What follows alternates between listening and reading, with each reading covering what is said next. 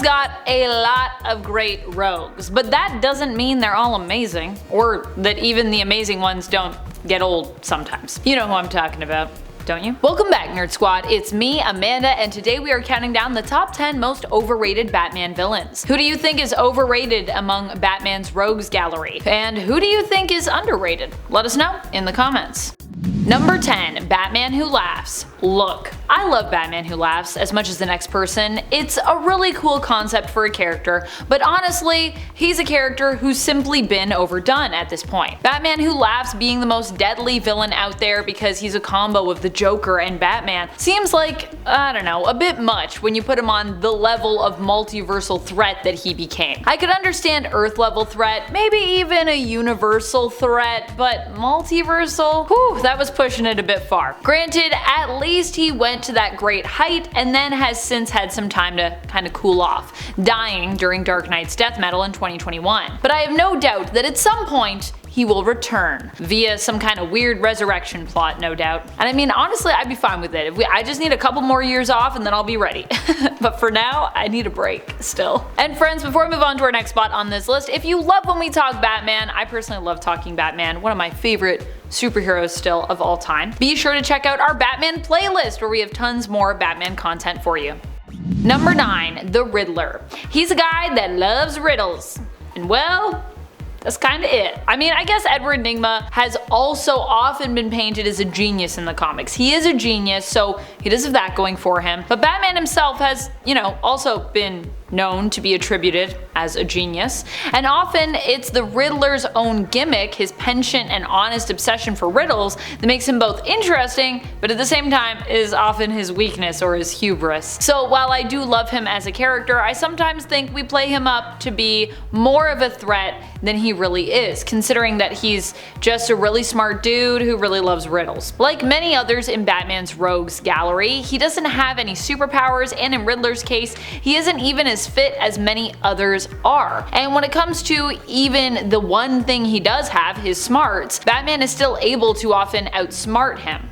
Number 8. Ra's al Ghul. I didn't want to put Ra's on here, but there are simply too many people online that seem to find him overdone, and not quite as deep as they would like. That's right, Ra's al Ghul, often touted as one of Batman's ultimate foes, is according to some, kinda boring. I guess, to be fair, I do find Talia to be a more interesting villain and leader of the League of Assassins than her dad was. Sorry, Ra's.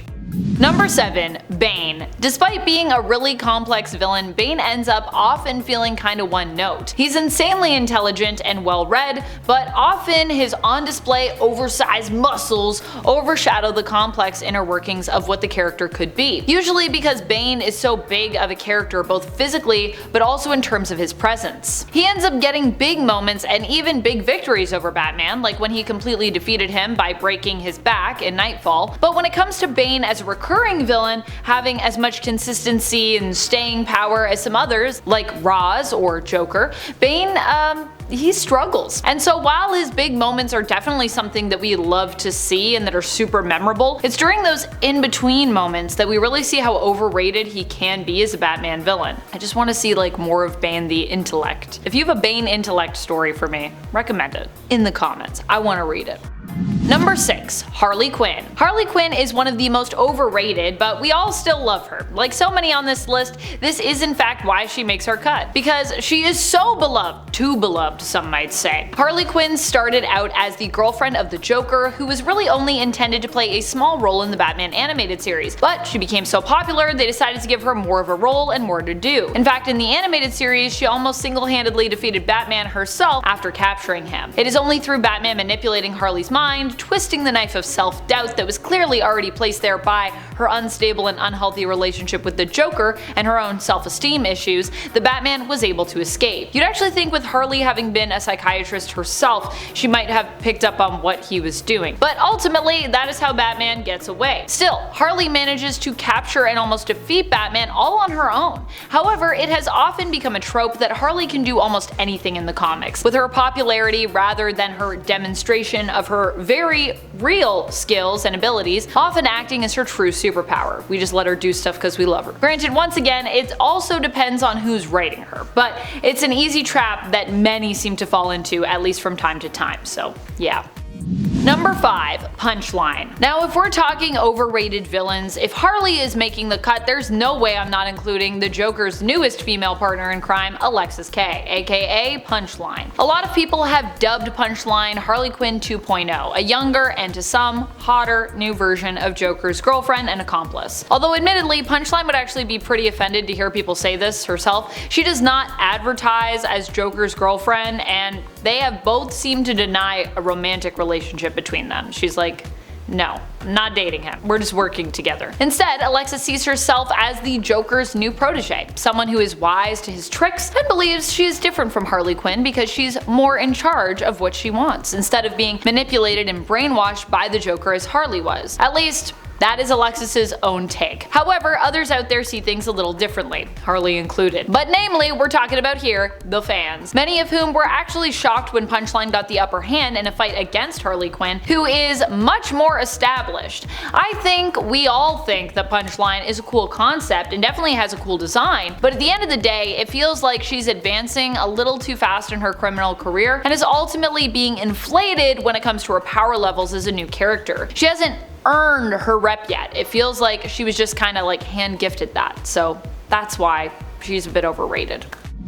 Number 4. Hush. Hush is a villain who really is just kind of ridiculous, to be honest. The implication initially that he might be Jason Todd was interesting, and then we learned that he was actually Batman's old friend turned foe, Thomas Elliot. This also had the potential to be intriguing, because, you know, we could learn a lot more about younger Bruce and things in his life, and Thomas, and how they could be a foil for each other. However, I would say that Hush ended up being kind of just a lesser Ghostmaker, and yes, I do say that knowing that the name Ghostmaker sounds kind of ridiculous. Initially, I was not a Ghostmaker fan, but I gotta say, I just feel like Ghostmaker did it better and has more potential to reappear as a rival of Batman's as opposed to just like a straight up villain. Hush had a lot of promise but didn't end up delivering, which is also likely why we almost never see him featured in stories anymore.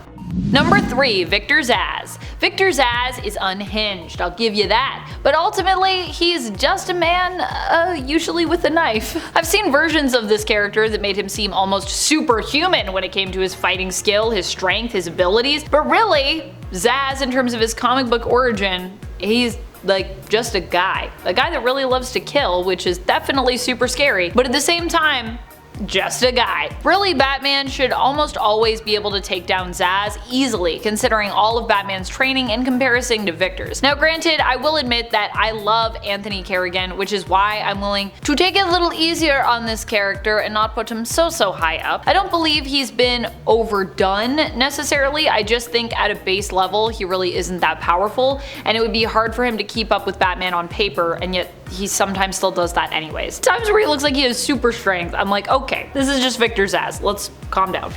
Number 2. Firefly. While Firefly doesn't get a lot of love when it comes to his presence in the comics, this could be because he's very one note. Who is he? Well, it depends on the continuity, but usually he's Ted Carson. What does he do? He likes to set things on fire, so that's what he does. Also, he has a jetpack, so he can fly. Get it? Fire. Fly. Firefly. Get it? Number 1. Joker. The Joker is probably the most overrated villain of the lot. Now don't get me wrong, he makes for a great foil to Batman in terms of his characterization, but at the same time he's not anything special in terms of his power set or anything like that. And honestly, there's way too much Joker content. Like, I need a break. I'm losing my mind. That's why I had to rank him so high on this list, and I feel like everyone's gonna agree with me. I mean, if you don't agree with me, state your case in the comments. I'd love to hear it, but yeah. Also, when it comes to the Joker, we've just gotten so much Joker content. I think I just have Joker fatigue. I feel like every time I turn around, there's a new Joker series waiting to look me in the eye, or a new film featuring him. Even Matt Reeves' The Batman teased the Joker at the end, when I don't really think it needed to. It had a really cool version of the Riddler, but yeah, sure, let's tease the Joker. Sure, I was intrigued like most people when it came to his appearance there, but at the same time, I did feel like it was unnecessary. Not every Batman film or franchise needs to have the Joker in it, and the fact that so many people love the Joker so much kinda makes me concerned for us as a society. That's about it. Until next time, you stay nerdy, YouTube. Bye!